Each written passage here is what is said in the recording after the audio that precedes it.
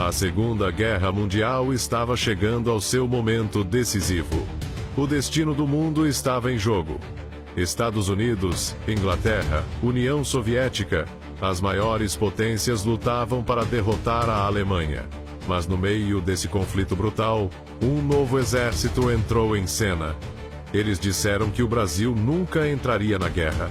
Disseram que nossos soldados nunca resistiriam ao frio, à fome e às trincheiras. Disseram que seria impossível. E assim nasceu a lenda da Força Expedicionária Brasileira. Eles cruzaram o oceano, entraram no fronte e enfrentaram o impossível. Se você gosta de histórias reais e incríveis como essa, já deixa o like e me segue. Porque essa história vai mudar sua visão sobre o Brasil.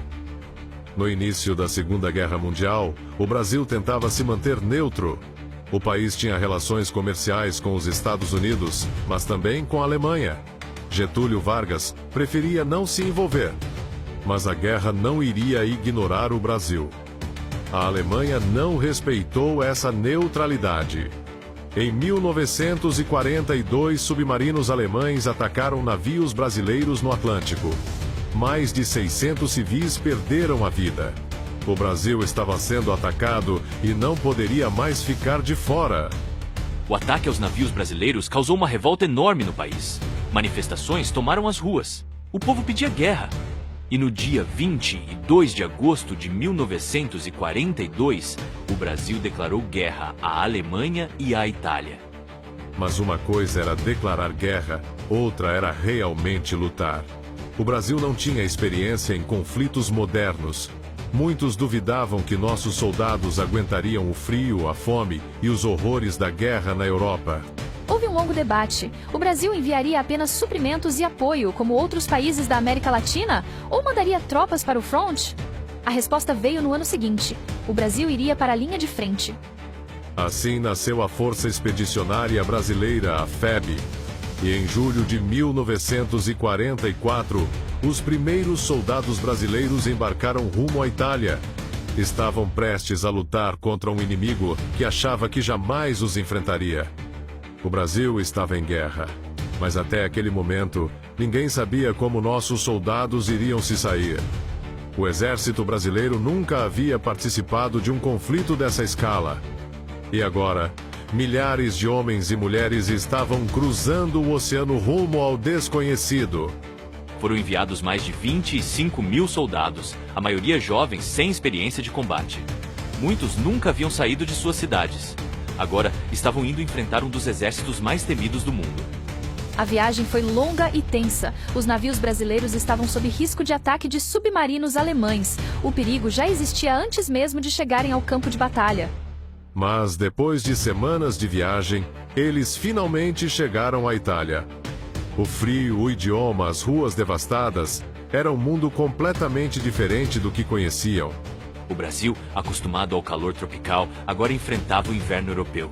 Os soldados não estavam preparados para o frio, muitos nem sequer tinham equipamentos adequados. E, pior, os aliados não esperavam muito deles. O primeiro grande teste da FEB aconteceu em setembro de 1944.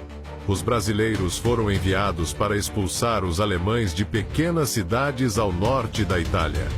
Era para ser um combate rápido, mas ninguém estava preparado para o que vinha pela frente. O inimigo que estavam prestes a enfrentar era o exército alemão, veterano de anos de guerra. Bem armado, bem treinado e posicionado no alto das montanhas, esperando os brasileiros atacarem. O Brasil nunca havia lutado em uma guerra moderna, e logo no primeiro combate foi jogado em uma das posições mais difíceis da guerra na Itália. A subida para Monte Castelo era quase impossível. A batalha foi brutal. O avanço era difícil. Os alemães resistiam com força total. O frio castigava os brasileiros que não tinham roupas adequadas para temperaturas congelantes. O primeiro ataque brasileiro falhou. O segundo também. Foram meses de tentativas frustradas. A cada nova investida, mais baixas. Muitos começaram a duvidar que os brasileiros conseguiriam tomar Monte Castelo. Mas os cobras fumantes não desistiriam tão fácil.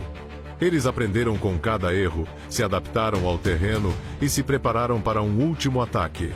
E então, em fevereiro de 1945, os brasileiros fizeram seu ataque final. Dessa vez, estavam prontos. Dessa vez, Monte Castelo cairia. O exército alemão já estava acostumado com tropas que desistiam diante daquela posição. Mas eles subestimaram os brasileiros. Os cobras fumantes não iriam recuar dessa vez. Dessa vez, a FEB entrou em ação com um plano diferente. Em vez de ataques diretos e previsíveis, os brasileiros estudaram o terreno e usaram a artilharia para enfraquecer as defesas alemãs antes do avanço final.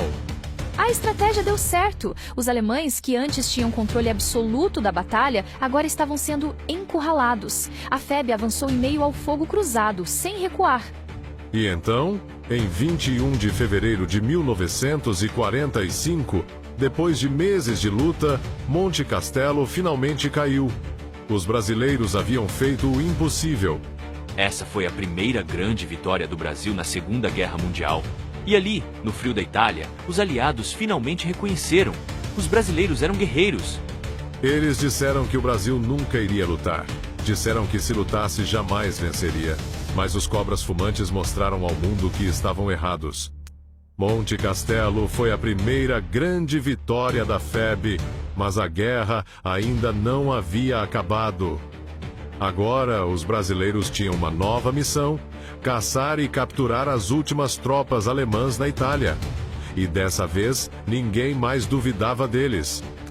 Se você quer saber como a FEB ajudou a encerrar a guerra na Itália, comenta aqui. Quero a parte 2. E já deixa o like e me segue para não perder o próximo episódio dessa história épica. Nos vemos no próximo vídeo.